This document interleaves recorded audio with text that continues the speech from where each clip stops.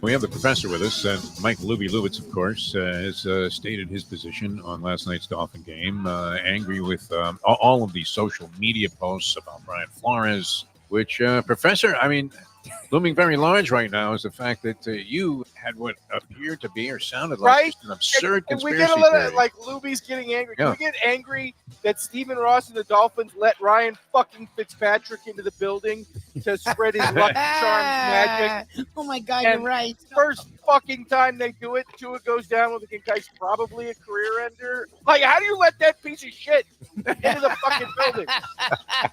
Good for you, Ken. I didn't even think about that. The fucking cops arrest Tyreek Hill, but you let Ryan Fitzpatrick run around the city. Do your fucking job, Miami Dade. The minute that fucking Lucky Charms motherfucker showed up in the city, he should have been thrown in fucking prison. Like, the man spent 2 years along with Flores trying to kill Tua. And the first time he shows up, what happens? The time. Wake up with Defo, joined by Lubie. Welcome to the Defo Show.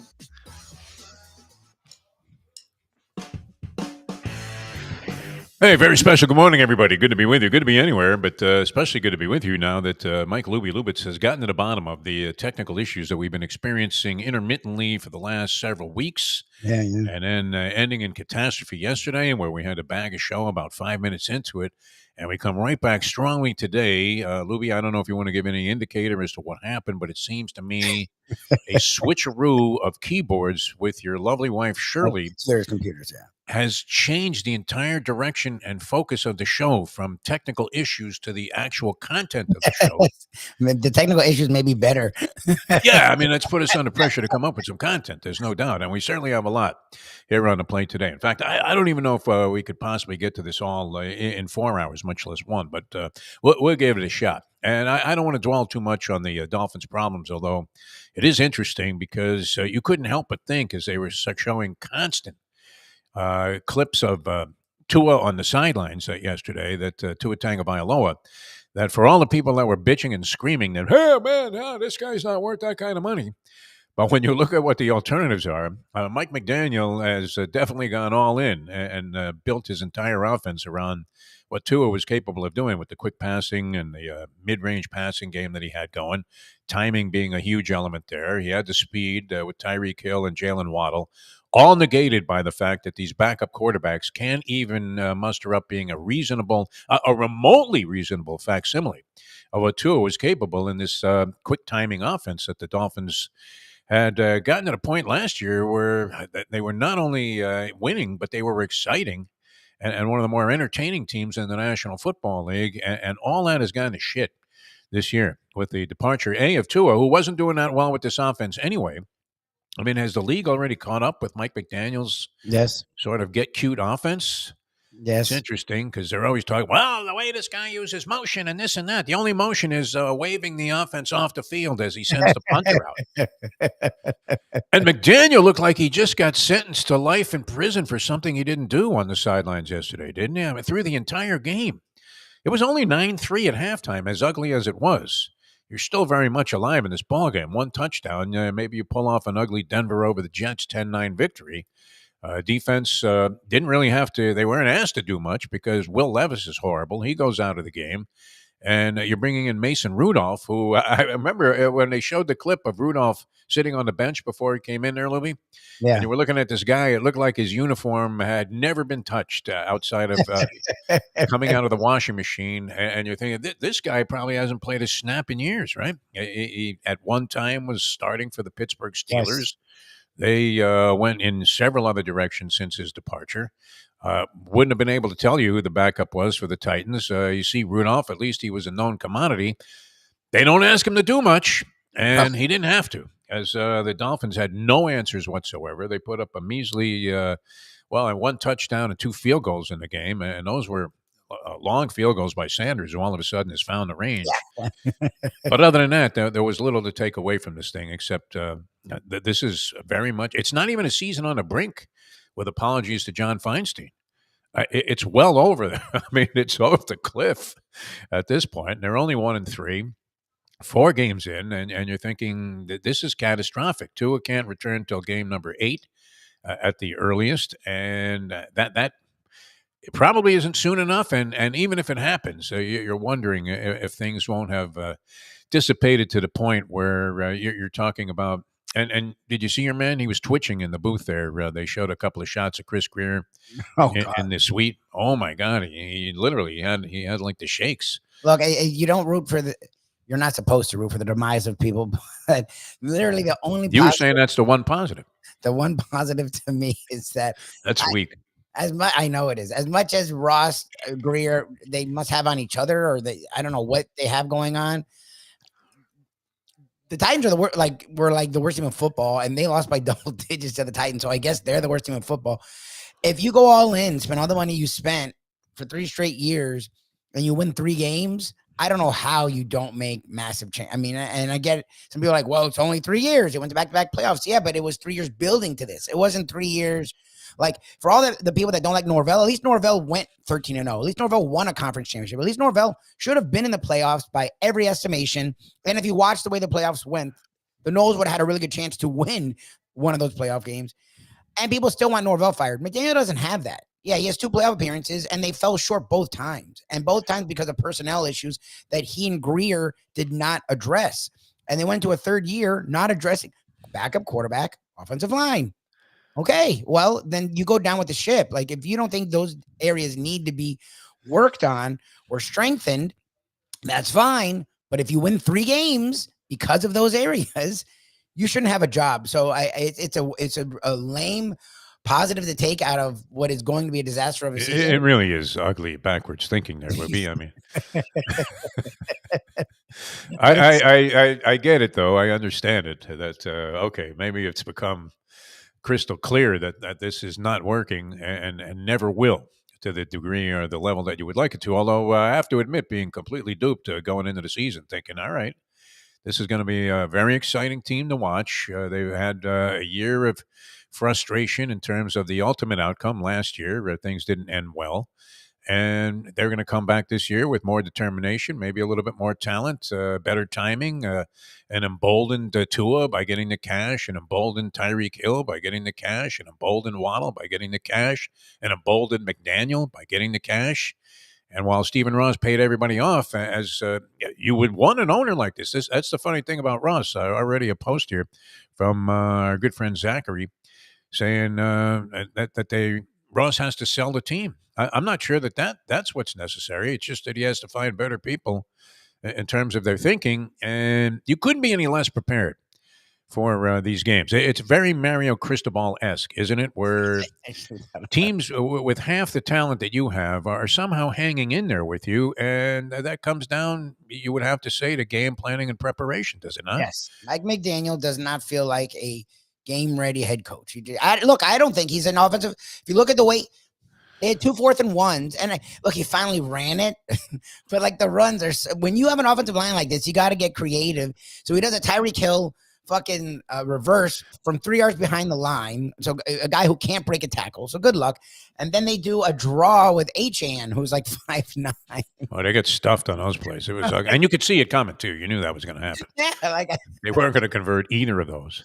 I just yeah, I mean, it was a terrible game. I mean, and that's 2 in a row. That's 2 real stinkers in a row. The Seattle game was as ugly a game as we've seen, and this one rivaled it. I mean, 9-3 at halftime. The fans, are getting very, very restless. And I was thinking to myself, geez, I'm so glad I don't have to go to these games anymore. yes. Because that would have been a dreadful Monday night. I know it's exciting to be part of a big crowd and everybody has this kind of electrified feeling before the game starts and it's Monday Night Football. And there is a level of excitement there that starts in the parking lot, right? People are tailgating. They're all excited about it. You can't wait to turn the game on TV, and then you get this dreck, and you're thinking to yourself, not a good look. But McDaniel, does he not? I don't know what he says at halftime. Does he do the Nietzsche Martin Buber stuff, or does he just take a look at Dan Campbell tapes and start screaming and get in somebody's face? But his lost look on the sideline, I mean, it was Jerry Faustian, wasn't it? where he just was like staring in disbelief at what he was seeing on the field. And I didn't find that overwhelmingly encouraging. When, I know he was winning, but when Belichick used to get in the huddles with the offensive linemen and the defensive line, and he'd be sitting there. He didn't necessarily go one-on-one with Brady all that much. But you would see Belichick like in the sand there, drawing up plays and saying, hey, guys, this is what we got to do. At some point, as a head coach of a team, do you not have to just sort of break away from this? I'm Mr. Everyman, and I'm all about peace and love, and everybody's great, and they're all trying to fulfill their potential, and get in somebody's face and say, you better fucking make a play. No? Well, yes. Or here's some ideas. Guy, here's what I didn't see him doing anything along those lines. I didn't see any coaches issuing any kind of instructions or encouragement or anything. You just had that stunned look of disbelief on the face of Mike McDaniel the entire time. I thought that was very telling, Lubie. I don't know about you. Oh no, and that's we've both agreed over the years. You don't need to yell and scream. Okay. You don't have to be yourself, but do something. But exactly, be involved. Like he just looks lost. He looks stunned, and it's weird. And and the other problem is the defense should be good enough to be able to get wins versus the Titans and the Patriots, and they scored a lot more points than they should have. Like that second half, moved the ball pretty easily, and it's like, so they don't have either side of the ball, and they have a lot of money in both sides of the ball. Yes. It's the weirdest play, and that's they paid Ramsey also a ton of money. If you look at the Detroit Lions and the Dolphins, they built their teams at the same time. It feels like one team got all the pomp and circumstance because they went and got big name, skilled position on both sides of the ball. The other team was maligned, and maligned's the correct word because they were ignored, they were forgotten, they weren't given credit for the way they were building their team because it's boring the way they built their team. And they're the one putting up 42 fucking points on a Monday Night Football game. They're now 3-1. They had a big lead in the conference championship, looking like the odds were that they were going to go to the Super Bowl. Yes. And the Dolphins should have. Yes. And the Dolphins lost in the first round again. But what did the Lions do? Look, and this draft to me signifies where the Lions were and where the Dolphins were. I wanted Penei Sewell on the offensive line. Other people were like, oh, offensive line's boring. Let's get Jamar Chase, or let's get Kyle Pitts, or let's get Jalen Waddle. Waddle's been a good player. Penei Sewell is now considered a monster. The best offensive tackle in football. Yes. And their line builds when you have a great lineman that you draft, by the way, you don't have to pay, you don't trade. Although that backfired when they didn't take old Matty Ice, and instead Bill Parcells goes out and drafts a tackle, and in the old school Newt Rockney thing, get a crew cut and go out there and let's coach, and that didn't work out so well. Of course, the player ended up getting injured. What was never really quite what he could have been, but nonetheless, I mean, if you had a 16 to, well, how many years did Matt Ryan play quarterback at a high level? He would have been. But look, the Lions didn't forget the quarterback position either. That Dolphins team did. Goff was 18 for 18 last night. Is that unbelievable? They went and got a guy who was a first overall pick who had played in a Super Bowl and just needed to change the scenery. Right? So they were smart. It's not that they forgot the quarterback's the other position that if it's there, you have to draft. What I'm saying is you don't need to go get a smallish receiver at 6th overall if you don't have an offensive line or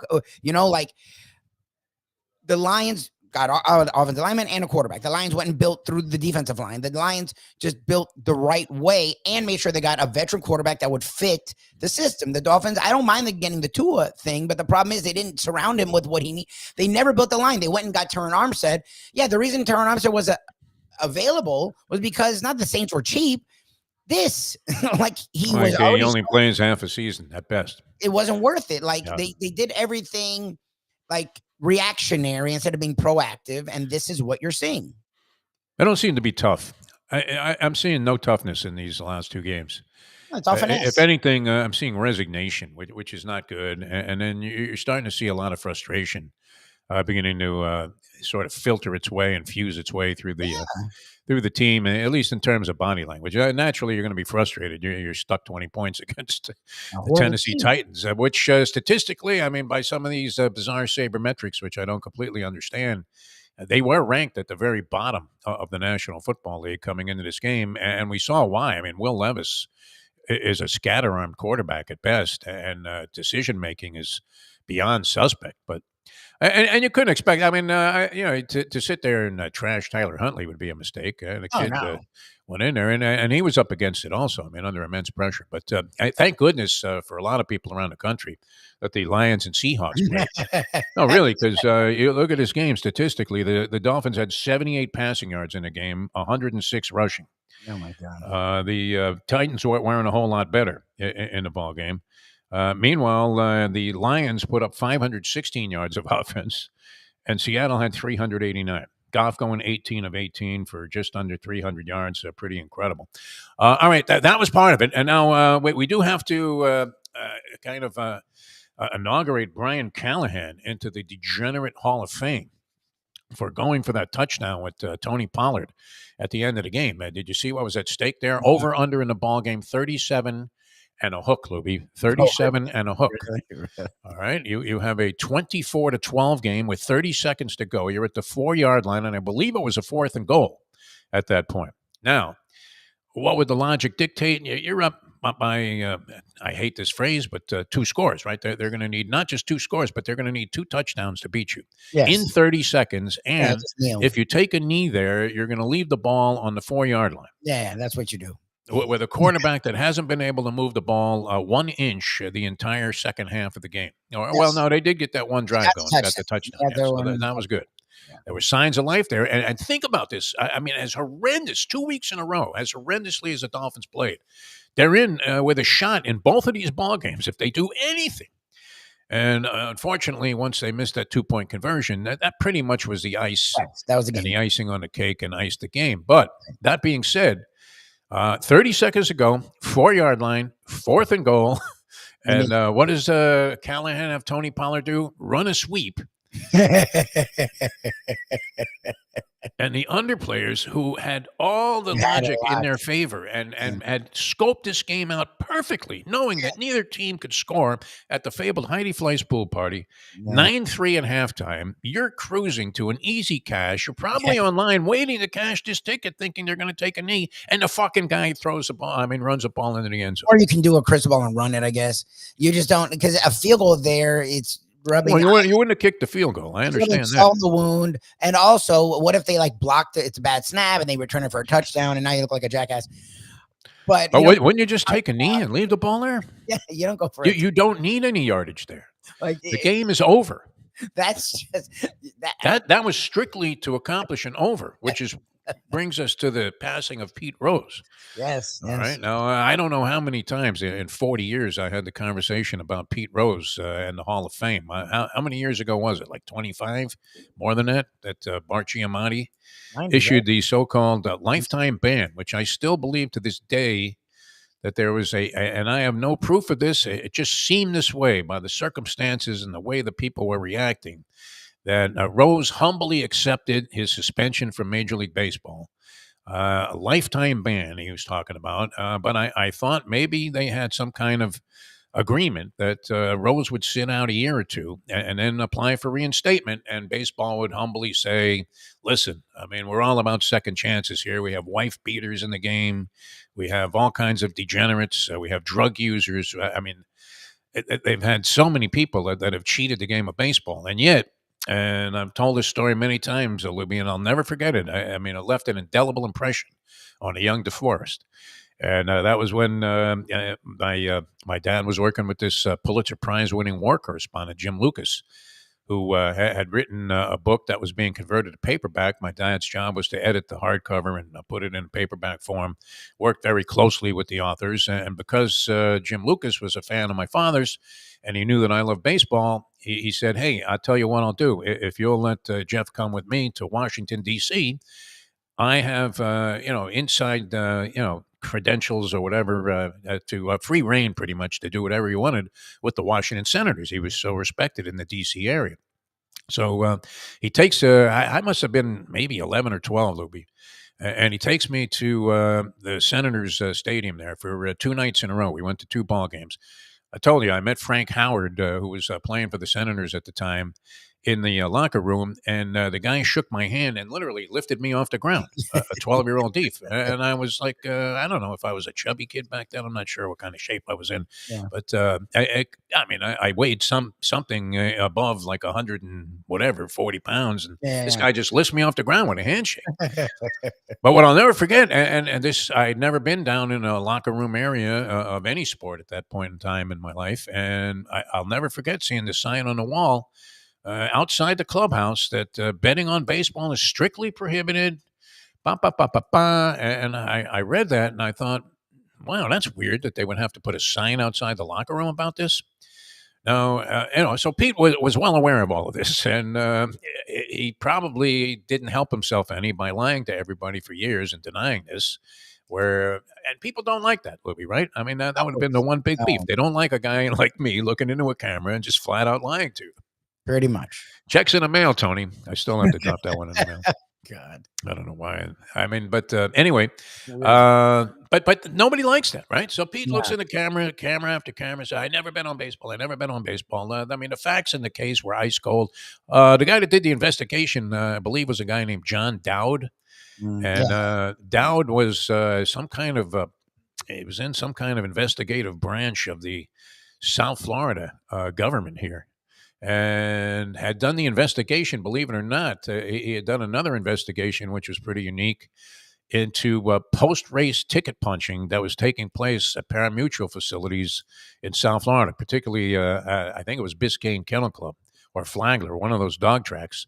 Guys were punching out, tellers were punching out tickets after the fact. They found a way to beat the system. There was like a short differential between one computer system and the other, and they found a way to beat the system. Very much similar kind of thing as those guys that got caught in the Val Pony pick six thing on the Breeders' Cup, where they just found a way to get into their computer system, punch out tickets after the facts of the race and the conditions of the race were known, the results, and then they were able to preclude the actual system verifying these results. So anyway, it was complicated. Dowd did that investigation. He did the investigation into Pete Rose. They had him called. I mean, look, they had betting slips. They had witnesses. They had virtually everything. So it's pretty hard to go into that denial.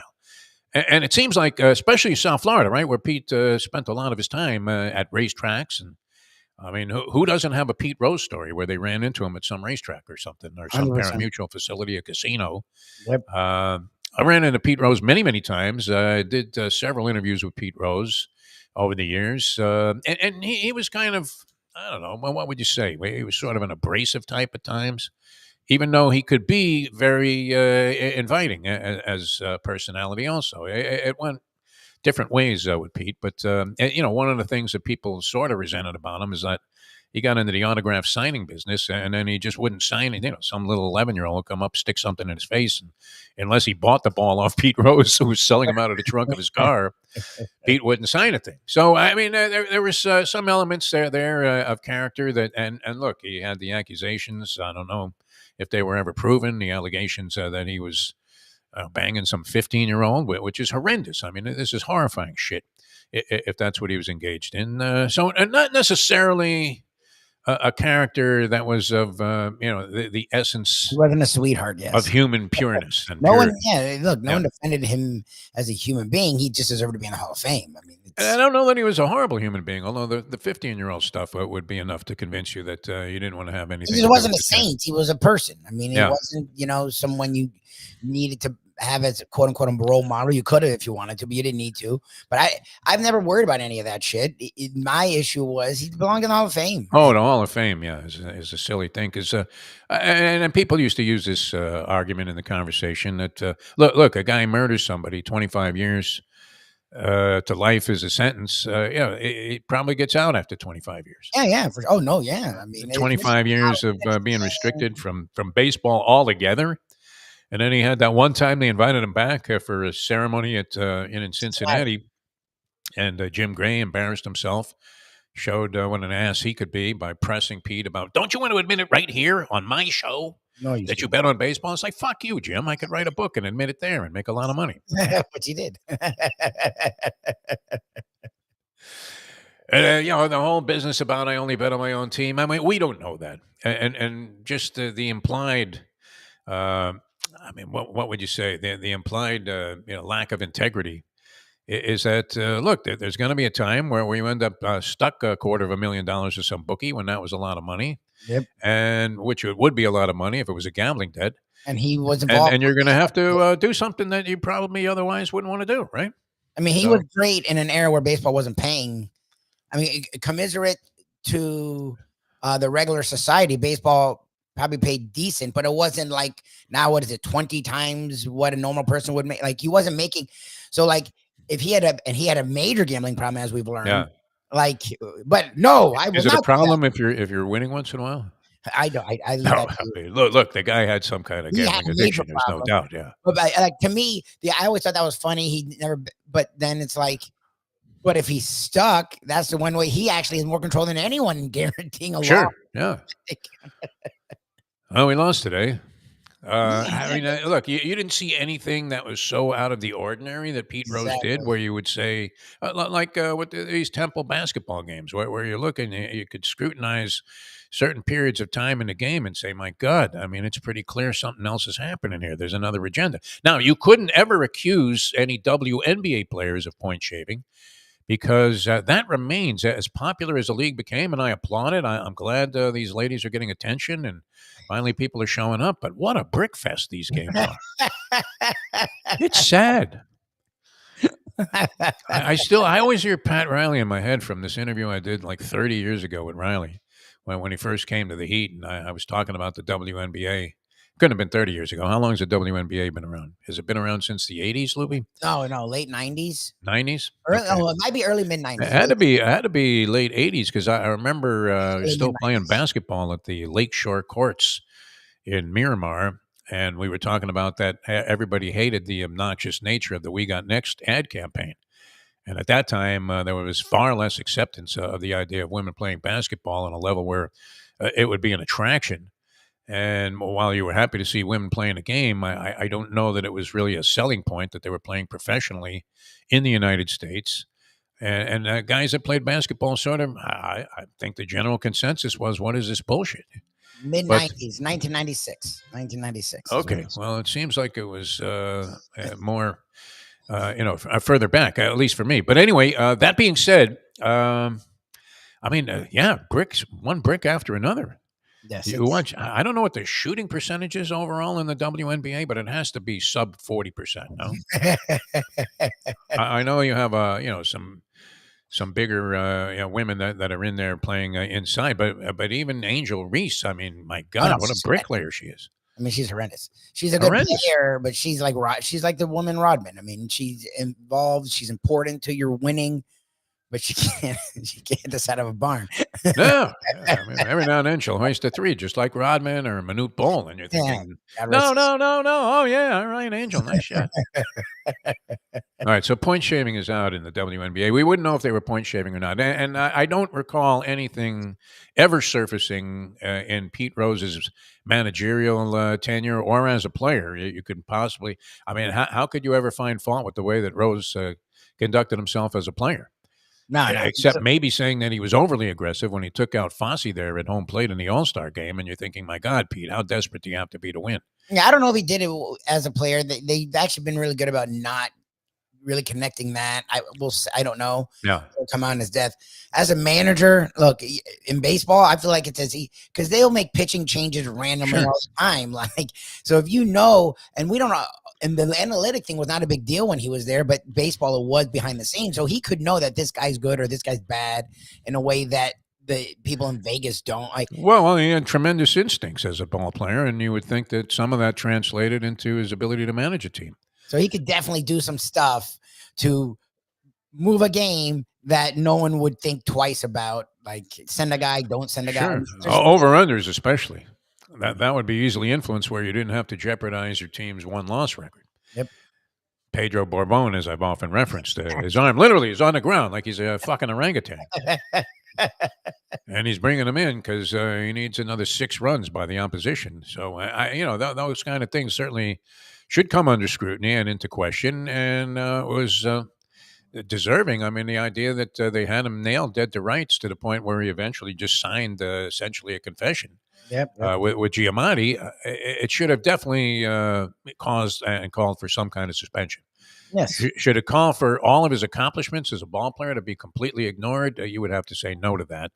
And then you have to go by the Reggie Bush Heisman factor now, where people have gone back. And it's too late now. I mean, he'll never know that he was in the Hall of Fame unless there really is an afterlife that you are conscious of the previous life you had. I'm not sure about any of that, Lubie. I mean, deeper than we go. I think you're dead. But, there would be every now and then the notion pops up in my head that, wait a minute, how come you were sort of who you are right away in life and had interests that didn't have any connection to your family or any of the people that you knew? I mean, why was I involved in just immersed and, so turned on by, say, boxing or horse racing as a sports fan when nobody else was? Nobody in my family was a sports fan. I mean, is there some reason that I was always attracted to this? I don't know. I mean, since I'm like 5, my earliest memories. That's interesting. I don't know, Louis. I mean, what do you think about that? Like, what made you? My dad go in certain directions. I don't have those questions. Like I always had a feeling for like going to sleazy boxing gyms and shit, and it makes you think, well, I don't know, maybe I was like some boxer in a previous life. Who knows? Meeting your parents, hearing their story, hearing your brother's story. To find out how you became you at such a young age is a very interesting quandary. Both my parents love sports, and my dad was literally the craziest person watching a sports game. So it's very easy to connect those dots. Yeah. And personality wise, my mom's very neurotic and worry, and my dad has his own quirks. So yeah, I know where I came. I know 100% where I came from. So maybe I didn't have a past life. But I mean, maybe, I don't know. I mean, the whole idea of this continuing. I'd like to believe it. I really would, people. But it's nice. It's a nice idea. You want to believe it? I'm thinking more along the lines. My brother turned 76 yesterday. Oh wow! So happy birthday to David DeForest in Jacksonville. Done very well for himself, living a good life. But yeah, I mean, you start looking at Pete Rose was 83. He was 10 years older, than I am now. Well, he also didn't take care like Gonzo City.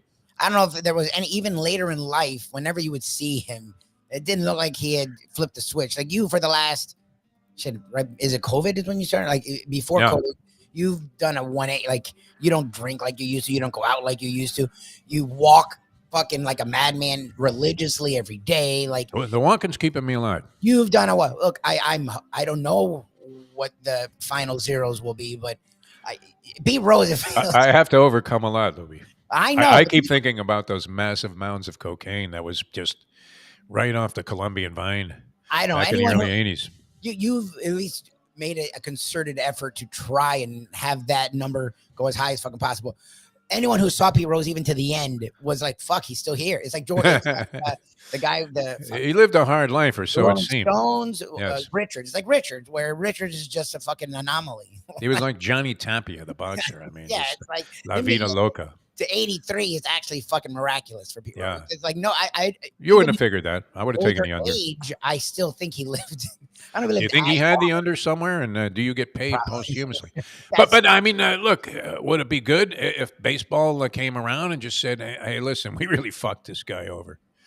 There's no way that a guy that broke Ty Cobb's all-time hit record should not be in the Hall of Fame. Well, no one's near it, right? Like, is there anyone even like? No one's ever going to. Even Louis Arise would be unlikely that he great hitters like play long enough. Played long time. Williams played great hitter, played long time. Like, well, he missed some 8 years. And he did other things. I mean, he hit with enough power to be menacing there. He was a great gap hitter, a tremendous base runner, super aggressive. A good fielder. He was everything that was emblematic of all that you would want to teach young kids to do in terms of going.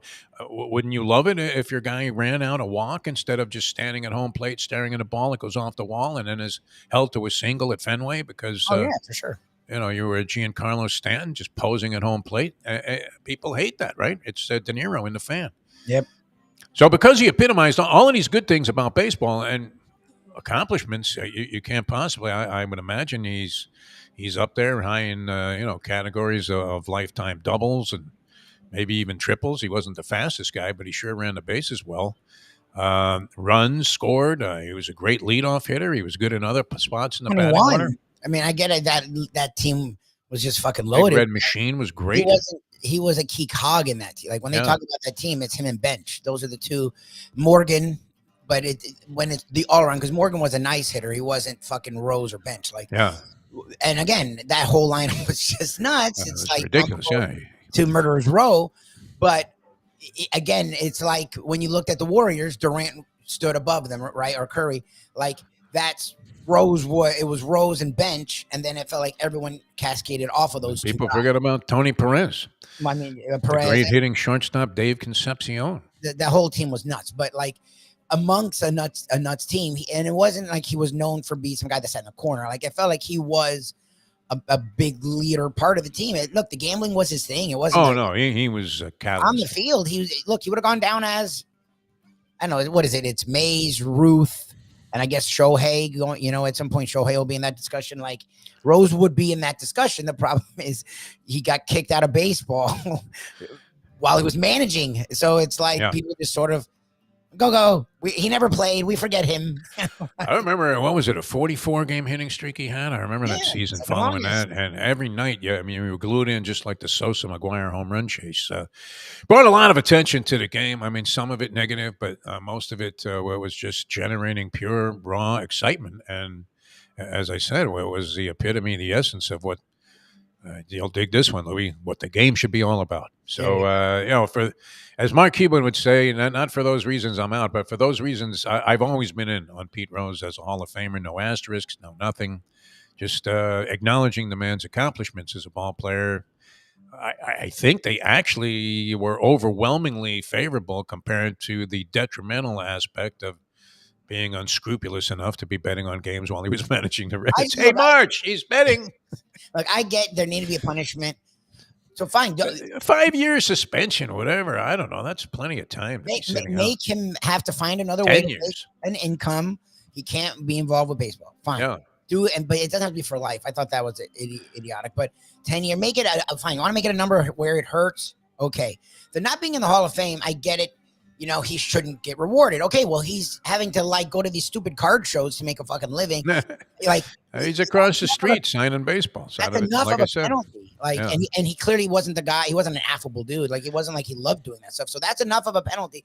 Like, put him in the goddamn hall. If I make him wait 10 years as opposed to the normal 5 years.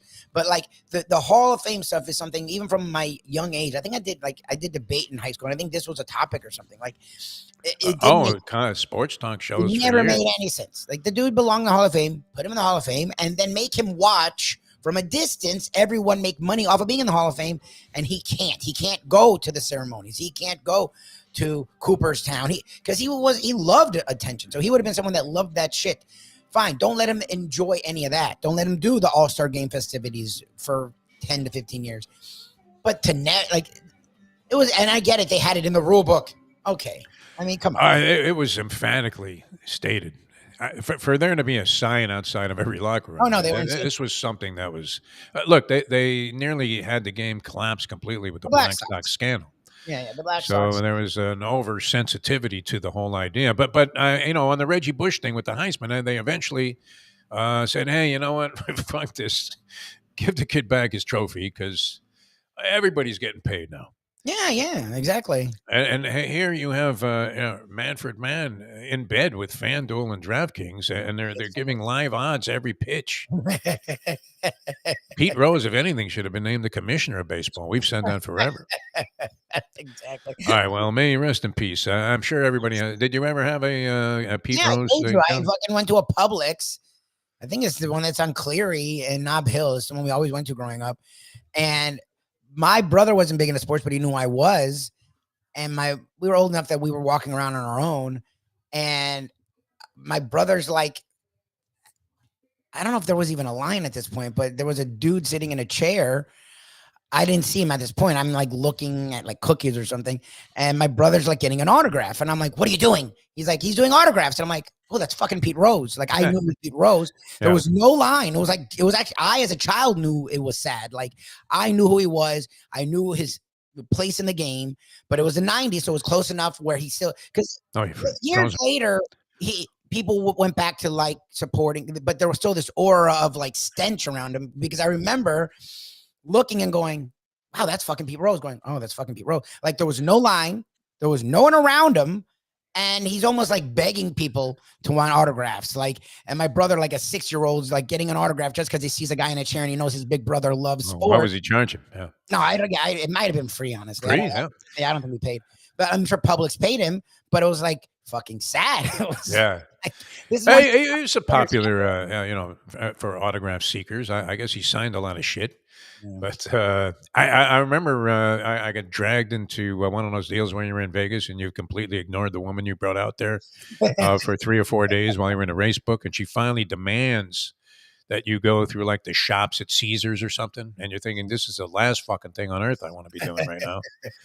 So one of the early places that you hit is a sporting good type of place where they have a lot of jerseys and things and sports memorabilia. And I remember just kind of idly, just to have something to do, I shoved aside a bunch of jerseys just to sort of thumb through them like you would if you were looking at pants on a rack or suits. And as I opened the thing, sort of stuck in behind there was Dick Butkus and Pete Rose, and they were signing autographs. Oh, they were there. Couldn't even fucking see them.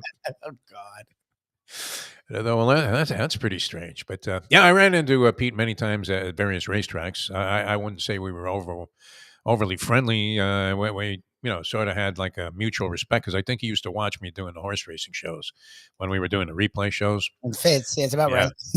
so he knew me, and and we used to run into him all the time at Tampa Bay Downs, believe it or not. Which what was he with the Phillies then? And they trained right by Tampa, St. Pete or something. So. And his car was always the first one. My friend was running the valet parking there. I was working there for about 8 weeks one year, covering races, and we would come in and there would be like a red, I don't know if it was a Ferrari or a Lamborghini, but a fancy schmancy car. And it was parked inside the turnstiles of the track. And Pete only had a certain amount of time, I guess, to get out there. And in the first race, literally, there would be like 10,000 in the wind pool for some horse. And like $1 would be the only other amount that you'd seen posted in the pools. And you knew that was Pete. It knocked that horse down to like 1 to 20 on the first flash every time. So, a degenerate gambler. Look, could he help himself with the baseball? I don't know. I mean, is it a sickness? Is it just something that the ordinary person should be able to control with a little bit of discipline?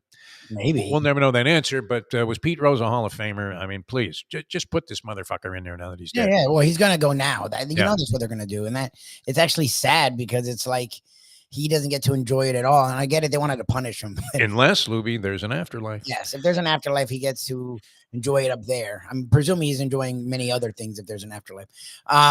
But to punish someone for 40 years, it's insane. I mean, come on, that's more than if Bart Giamatti doesn't check out, I'm still under the assumption that they would have let him back in after a few years. Yeah, well, maybe as little and few as one.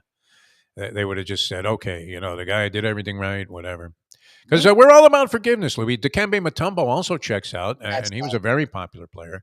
Yeah. Dikembe Mutombo with the block shots, and had a long, was he in the NBA 18 years? Something like that? A long time, yeah. Because remember, he got old and played with the Sixers. A very generous guy. Yeah. I think he spent a lot of his own money taking care of people in his in the Congo and doing a lot of charitable things there. So, very well liked out of Georgetown. And, think about this. John Thompson, how did he ever lose a game, right? Were they all there at once? No. Alonzo, Mutombo, and Patrick Ewing? They crossed. Like, Ewing went to Mutombo. They didn't overlap at some point? No? Not all three. I mean, all three. They were, I think, 2 years apart. So, Ewing, I think, led to Mutombo, and Mutombo led to Zoe. So, I think, Mutombo, I think, was young when Ewing was there, and Zoe, I know because there's pictures of Zoe with Mutombo from what I remember. So I think Zoe was there as a youth with Mutombo there. Okay. Yeah, I know at least two of them. Alonzo, was Alonzo, did he overlap Ewing? And then consequently, Mutombo, what was there when Alonzo was there? Zoe was late 80s into 90s. I think Mutombo was mid 80s. And remember, Ewing was what? He was there, yeah. Long time 84. ago. He was in the 84 draft. Old man Ewing. Yeah. All right. Today's a glorious day. We'll get into this in just a sec. We haven't even gotten there yet, Lubie. So much shit going on. Major League Baseball, it's a glorious day. It's one of those days that if you're a baseball fan or even a sports fan, people, do they gravitate now to baseball that the postseason is on?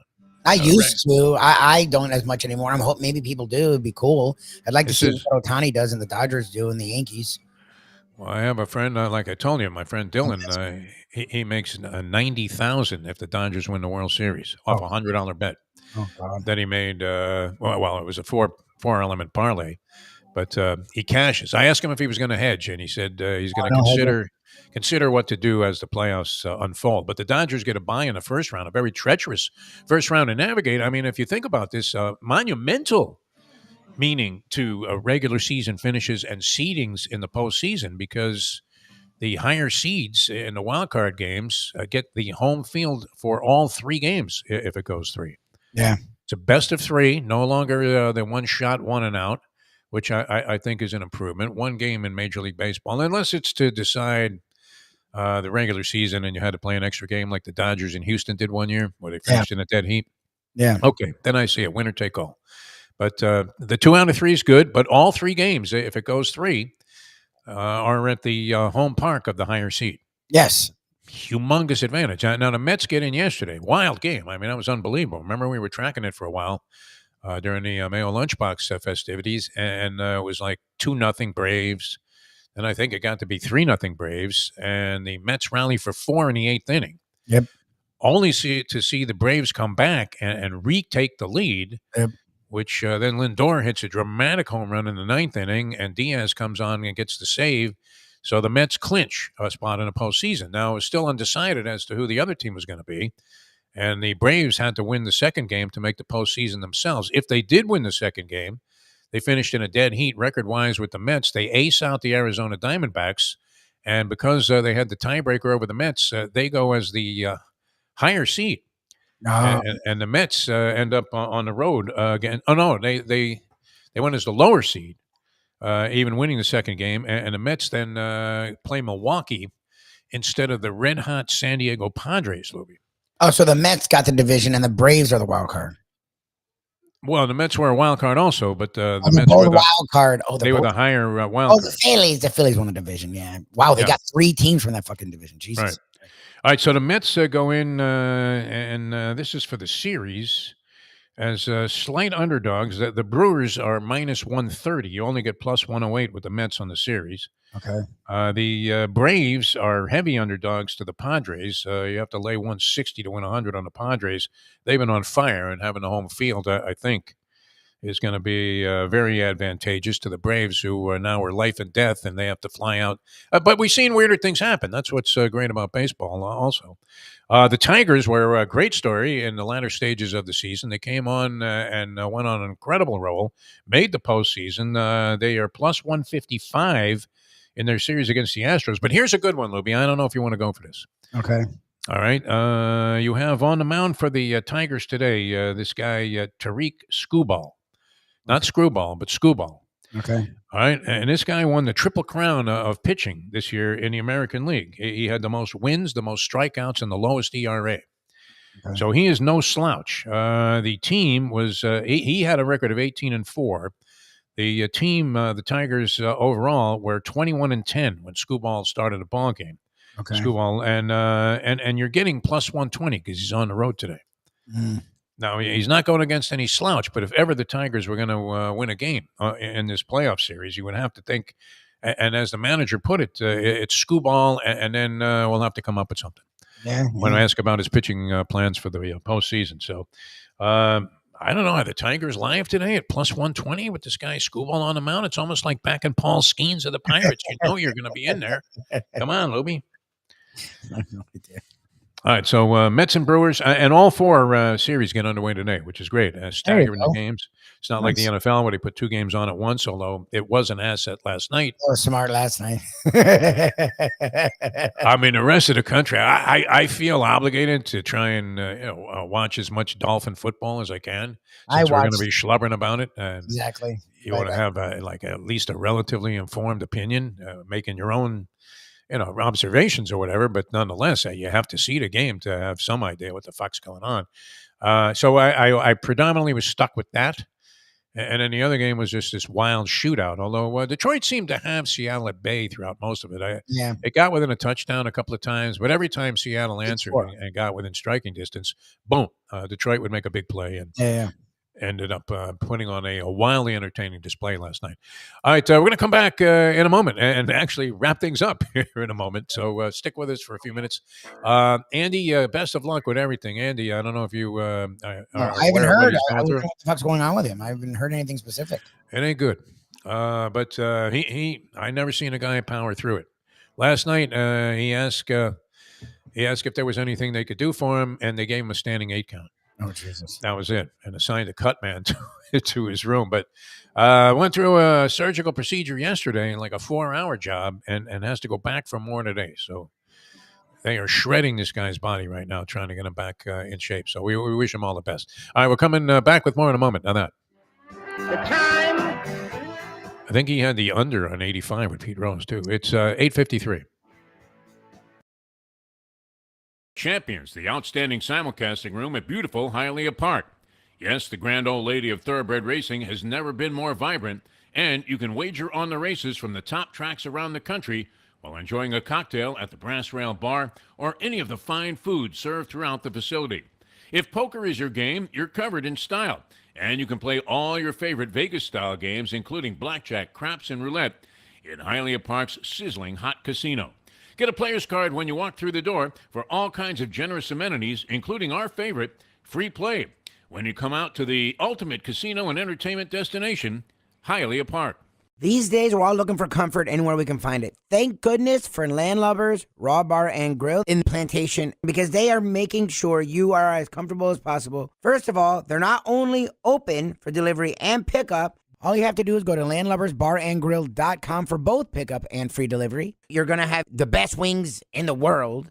You're going to have a great burger. You're going to have their amazing soups. Again, Landlubbers, Raw Bar, and Grill. It's nice and easy. Just go to landlubbersbarandgrill.com for both your pickup and free delivery. Thank goodness for Landlubbers for making you always feel right at home. Are you looking to buy your first home? Have you been turned down for a loan? Do you need to refinance or get money out of your home? Call Michael Kodsey, CEO of Choice Mortgage. He's been helping the South Florida community get mortgages for 30 years. Hi, this is Michael Kodsey, CEO of Choice Mortgage. We have the most competitive fixed rates in the market. Call me 24/7, 561-441-2730. And remember, I don't just work banking hours. To make the right choice for your home, call Choice Mortgage today. To be or not to be? That is the question. Whether 'tis nobler in the mind to suffer the slings and arrows of outrageous fortune, or to take arms against a sea of troubles, and by opposing end them, to die, to sleep, no more, and by asleep to say we end the heartache and 1,000 natural shocks. What could that have been about except Gambling. to hedge or not to hedge?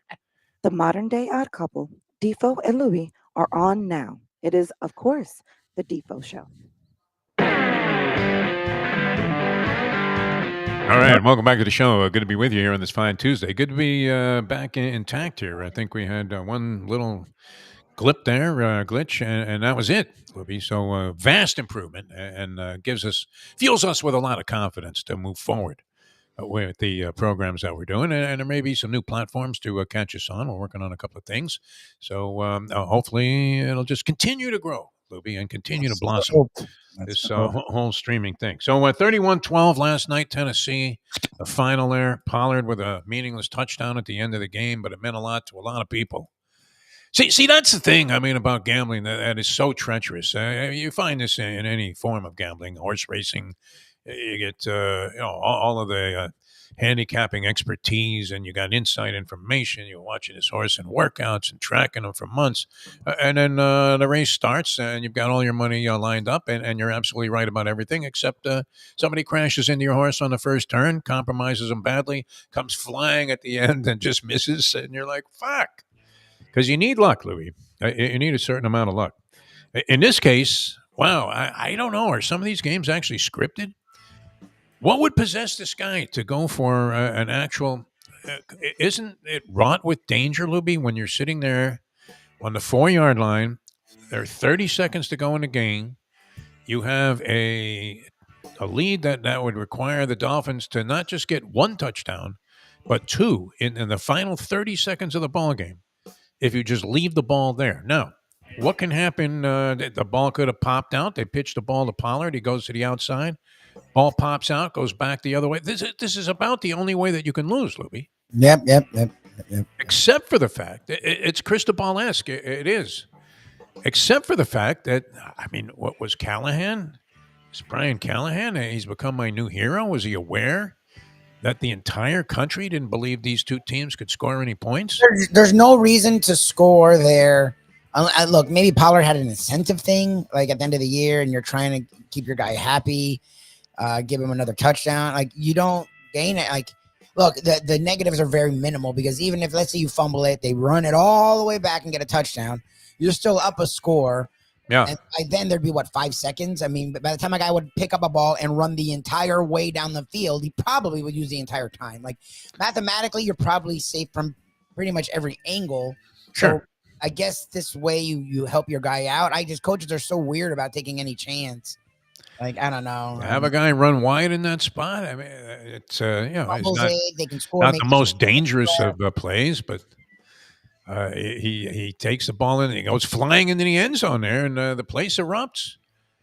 Because you would have to think, I mean, that was a bookmaker's dream, that almost anybody that was analyzing that game, even with the total as low as 37.5, they were looking at what Will Levis had done so far and realized that Tyler Huntley, as much as he might be sincere in his efforts, had almost no chance of looking good in this game.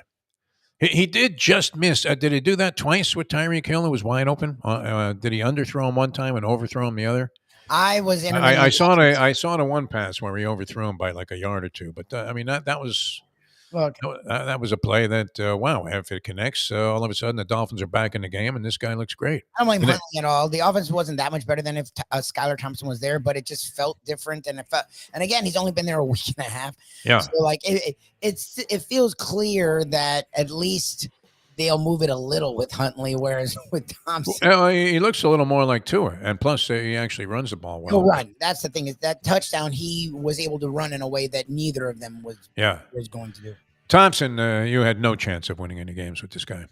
That was sad. And like I said, Lubie, Chris Greer was twitching, and McDaniel did not impress me. I mean, could you be any more detached, or so it seemed? Now this is a guy whose brain is supposedly just going like some kind of artificial intelligence-driven computer formula that he's putting into the offense, and he was staring in stunned disbelief, was he not? That was crazy. He looked like Anthony Joshua on the canvas in this last fight against Dubois. It's like, what? I got knocked out? What, are you kidding me? But at some point, didn't he need to go and engage himself with somebody? Yeah. Get involved. Do something. I don't know. Look, he just looks lost. Go over to the sideline there and tell the offensive line, listen, guys, we're still in this thing. So hang in there. We'll figure something out. But nothing. He's just like vapidly staring out onto the field there. And really, he had that incredulous look like, I can't believe this shit is happening. Yep. I don't know. Is there a memo coming from Stephen Ross? Anybody? That's the beauty of it. I think he's safe during the year. They're not going to fire him during the year, but I think. Look, I don't know if it calls for him being fired. You say yes, but some of the calls he made screamed desperation. So it's like he sort of realizes, fuck, there's not a lot of wins on this schedule. We need to win now. Yeah, they all seem to backfire. So it just actually made it worse. But I mean, he's not going to get fired in the season. I don't know what you're keeping him for. Like, this was the year where all the money comes to sort of a hold. Like, next year you have to start shedding contracts. You have to re-sign other young players. Like, I don't see how you're going to have the talent you have now. So if you're not winning now, it's hard for me to believe that these two men help them win going forward. Here's what bothers me the most about it. And, we started to see signs of this last week, where you have to be able, if you're getting paid $10 million a year as a coach, don't you have to be able to win some of these games, or at least look representative? Yes. Where you're saying, wow, this guy came up with a scheme. He knew he was marginalized by the talent that he was able to put on the field, especially at quarterback. But he figured out a way for his team to stay in there, or to at least give up some semblance of a fight. And in the last 2 weeks, we've seen none of that. I mean, just total lack of preparedness by his team in pretty much all aspects of the game. Even with what you're saying, Lubie is a formidable enough defense to win games. I mean, it's not like Tennessee was any juggernaut last night offensively. They had relatively puny yardage in passing and rushing. Also, I think it was a total of less than 200 yards in the game. Didn't even look like they were trying at times to drive the ball down the field. They were perfectly content. Nick Folk, how long's he been in the league? 100 years? I was like Nick Folk. He broke in with like Pete Gogolak. Like the early 90s. It's like 30 years. I mean, and sort of a low, not a line drive, but not exactly the kind of Justin Tucker trajectory that we're used to seeing on these kicks. But they were all good. I mean, everything from 50 plus. And your boy Sanders actually acquitted himself pretty well in the game last night also. But such ugliness, as we like to say. All right, we got to get out of here. Thanks so much. Is it Tropical Acres today? Is that possible? Today we are at Tropical Acres. And that's a regular 1 o'clock post? Yes, best steak in South Florida. Congratulations, Tropical Acres, says the Sun Sentinel.